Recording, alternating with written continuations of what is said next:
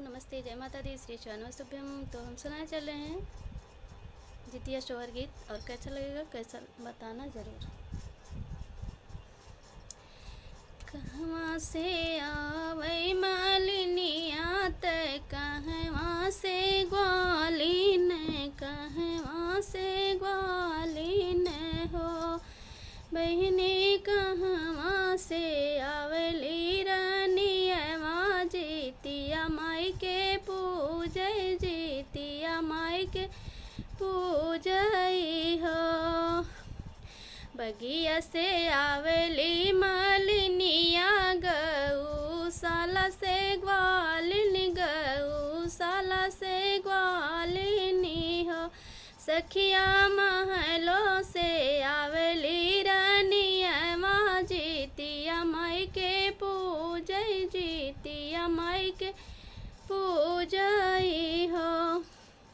काउलई के आवै मालिनिया त काउलई के ग्वालिनी, काउलई के ग्वालिनी हो।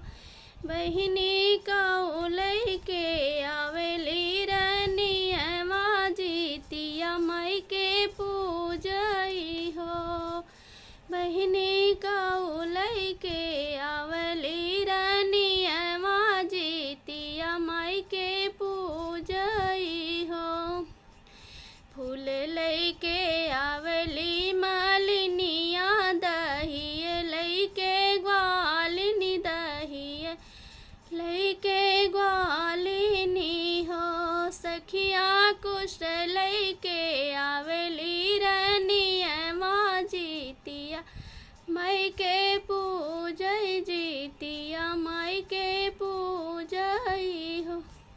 सखिया कुश लई के आवली रानियवा, जितिया माई के पूजई हो। पूजनी पाजी रानी